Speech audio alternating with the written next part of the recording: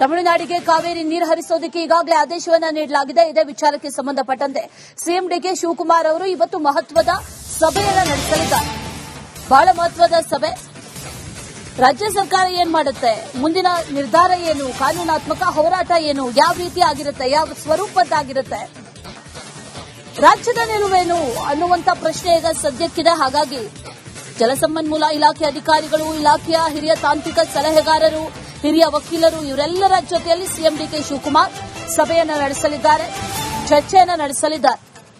ಮುಂದಿನ ಕಾನೂನು ಹೋರಾಟ ಯಾವ ರೀತಿಯಾಗಿರಬೇಕು ಅನ್ನುವಂಥ ವಿಚಾರಕ್ಕೆ ಸಂಬಂಧಪಟ್ಟಂತೆ ಚರ್ಚೆ ನಡೆಯುತ್ತೆ ಅನ್ನುವಂಥ ಮಾಹಿತಿ ಈಗಾಗಲೇ ಸಿಡಬ್ಲ್ಯೂಆರ್ಸಿ ಶಿಫಾರಸು ಮಾಡಿತು. ಆದೇಶವೂ ಕೂಡ ಆಯಿತು. ಅನಂತರದಲ್ಲಿ 12,000 ಕ್ಯೂಸೆಕ್ ನೀರನ್ನ ಹರಿಸಬೇಕು ಅಂತ ಆದೇಶವನ್ನ ನೀಡಿದ್ದಾಯಿತು. ಇದರ ಬಗ್ಗೆ ಮುಂದಿನ ಕ್ರಮ ಕೈಗೊಳ್ಳಲಾಗುವುದು ಅಂತ ಸಿಎಂ ಹೇಳಿದ್ರು. ಹಾಗಾದ್ರೆ ಮುಂದಿನ ಕ್ರಮ ಯಾವ ರೀತಿಯಾಗಿರುತ್ತೆ, ಕಾನೂನಾತ್ಮಕ ಕ್ರಮವೋ ಅಥವಾ ನೀರು ಬಿಡುವಂತ ಆದೇಶವನ್ನು ಪಾಲಿಸಿ ರೈತರ ಹಿತವನ್ನು ಕಾಪಾಡುವಂತ ಕ್ರಮಗಳನ್ನು ಅನುಸರಿಸುತ್ತಾರೋ ಅದೇನ್ ಮಾಡ್ತಾರೆ ಅನ್ನುವಂತ ಪ್ರಶ್ನೆ.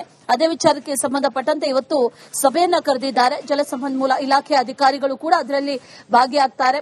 ಸದ್ಯಕ್ಕೆ ಈಗಿನ ಜಲಾಶಯಗಳ ನೀರಿನ ಮಟ್ಟ, ಒಳಹರಿವು, ಅದರ ಜೊತೆಯಲ್ಲಿ ಹೊರಹರಿವು, ಇದೆಲ್ಲದರ ಬಗ್ಗೆ ಕೂಡ ಈಗಾಗಲೇ ವರದಿಯನ್ನ ನೀಡಿದ್ದಾಗಿದೆ. ಆದರೆ ಮುಂದಿನ 15 ದಿನಗಳಲ್ಲಿ ನೀರನ್ನ ಹರಿಸಬೇಕಾಗಿರೋದ್ರಿಂದ ಆ 15 ದಿನಗಳಲ್ಲಿ ಒಳಹರಿವು ಜೊತೆಯಲ್ಲಿ ಹವಾಮಾನ ಇಲಾಖೆಯ ಸೂಚನೆಗಳು ಇದೆಲ್ಲವನ್ನೂ ಕೂಡ ಮನಗಂಡು ಮುಂದಿನ ದಿನಗಳಲ್ಲಿ ಏನ್ ಮಾಡಬೇಕು, ಏನ್ ಮಾಡಬಹುದು ಅನ್ನುವಂತ ನಿಟ್ಟಿನಲ್ಲಿ ಈ ಸಭೆಯಲ್ಲಿ ಚರ್ಚೆಯನ್ನ ಮಾಡ್ತಾರೆ ಅನ್ನುವಂತ ಮಾಹಿತಿ. ಹಿರಿಯ ವಕೀಲರು ಕೂಡ ಈ ಸಂದರ್ಭದಲ್ಲಿ ಹಾಜರಿರೋದ್ರಿಂದ ಮುಂದಿನ ಕಾನೂನಾತ್ಮಕ ಹೋರಾಟದ ಬಗ್ಗೆ ಅದರ ಹಾದಿ ಸುಗಮವೋ ಅಥವಾ ಅದು ಸಾಧ್ಯವೋ ಅಥವಾ ಮತ್ತೆ ಸುಪ್ರೀಂ ಕೋರ್ಟ್ಗೆ ಹೋದಂತಹ ಸಂದರ್ಭದಲ್ಲಿ ಮತ್ತೆ ಮುಖಭಂಗ ಆಗುವಂತಹ ಸಾಧ್ಯತೆ ಇದೆಯೋ ಏನು ಎತ್ತ ಅನ್ನುವಂಥ ವಿಚಾರಕ್ಕೆ ಸಂಬಂಧಪಟ್ಟಂತೆ ಸಭೆಯಲ್ಲಿ ಚರ್ಚೆ ನಡೆಸಲಾಗುತ್ತೆ.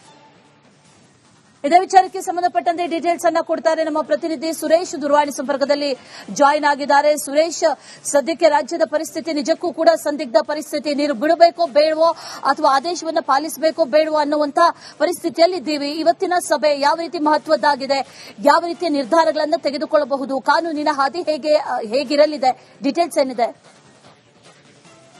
ಮಧ್ಯಾಹ್ನ 1 ಗಂಟೆ ಸುಮಾರಿಗೆ ಇವತ್ತು ಮುಖ್ಯಮಂತ್ರಿ ಡಿಕೆ ಶಿವಕುಮಾರ್ ಅವರ ನೇತೃತ್ವದಲ್ಲಿ ಸಭೆಯನ್ನ ಕರೆಯಲಾಗಿದೆ.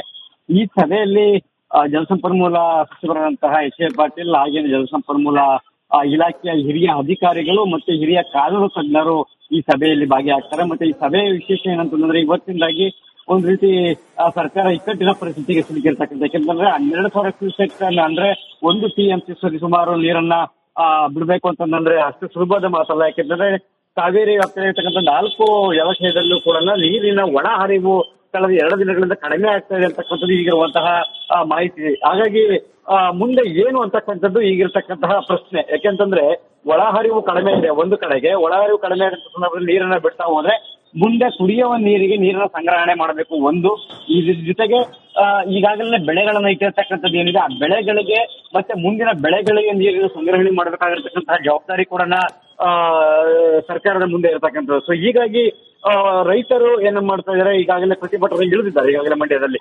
ಇದು ಒಂದು ಕಡೆಗೆ. ಆದ್ರೆ ಮತ್ತೊಂದು ಕಡೆಗೆ ಕನ್ನಡ ಪರ ಸಂಘಟನೆಗಳು ಕೂಡ ನಾಳೆ ದೊಡ್ಡ ಮಟ್ಟದಲ್ಲಿ ಪ್ರತಿಭಟನೆಯನ್ನ ಕರೆಯಬೇಕು ಅಂತಕ್ಕಂತಹ ಒಂದು ಅಷ್ಟು ಚರ್ಚೆಗಳಲ್ಲಿದ್ದಾರೆ. ಸೊ ಹೀಗಾಗಿ ನೋಡ್ಬೇಕು ಅಶ್ವಿನಿ, ಇವತ್ತು ಸರ್ಕಾರ ಯಾವ ತೀರ್ಮಾನಕ್ಕೆ ಬರುತ್ತೆ ಅಂತಕ್ಕಂಥ. ಯಾಕಂದ್ರೆ ನೀರನ್ನ ಬಿಡಲೇಬೇಕಾದಂತಹ ಅನಿವಾರ್ಯ ಪರಿಸ್ಥಿತಿಗೆ ರಾಜ್ಯ ಸರ್ಕಾರ ಬಂದಿದೆ. ಇದನ್ನು ಸುಪ್ರೀಂ ಕೋರ್ಟ್ ನಲ್ಲಿ ಯಾವ ರೀತಿಯಾಗಿ ಚಾಲೆಂಜಿಂಗ್ ಮಾಡ್ತಾರೆ ಅಂತಕ್ಕಂಥದ್ದೇ ಈಗಿರ್ತಕ್ಕಂಥ ಪ್ರಶ್ನೆ. ಯಾಕಂತಂದ್ರೆ ಈ ರೀತಿಯ ಸಮಸ್ಯೆಗಳು, ಈ ರೀತಿಯ ಬಿಕ್ಕಟ್ಟು ತರುವಂತಹ ಸಂದರ್ಭದಲ್ಲಿ ಕಳೆದ 15-20 ವರ್ಷಗಳ ಹಿಂದೆ ಅಲ್ಲಿಂದ ಈವರೆಗೂ ಕೂಡ ತೆಗೆದುಕೊಂಡಿರ್ತಕ್ಕಂತಹ ತೀರ್ಮಾನಗಳು ಮತ್ತೆ ಯಾವ ರೀತಿಯಾಗಿ ಅದನ್ನ ಕೌಂಟರ್ ಮಾಡಿದ್ರು ಸುಪ್ರೀಂ ಕೋರ್ಟ್ ನಲ್ಲಿ ಅಂತಕ್ಕಂಥದ್ದು, ಅದೆಲ್ಲ ಅಂಶಗಳನ್ನ ಕೂಡ ಇವತ್ತು ಅಧ್ಯಯನ ಮಾಡಿ ಇವತ್ತು ಒಂದು ಕನ್ಕ್ಲೂಷನ್ ಬರ್ತಾರೆ. ಅಂದ್ರೆ ಈಗಾಗಲೇ ಸುಪ್ರೀಂ ಕೋರ್ಟ್ನವರು ಈಗಾಗಲೇ ತೀರ್ಪು ಏನು ಹೈಕೋರ್ಟ್ ಸುಪ್ರೀಂ ಕೋರ್ಟ್ಗೆ ಹೋಗಿರ್ತಕ್ಕಂಥ ತಮಿಳುನಾಡು.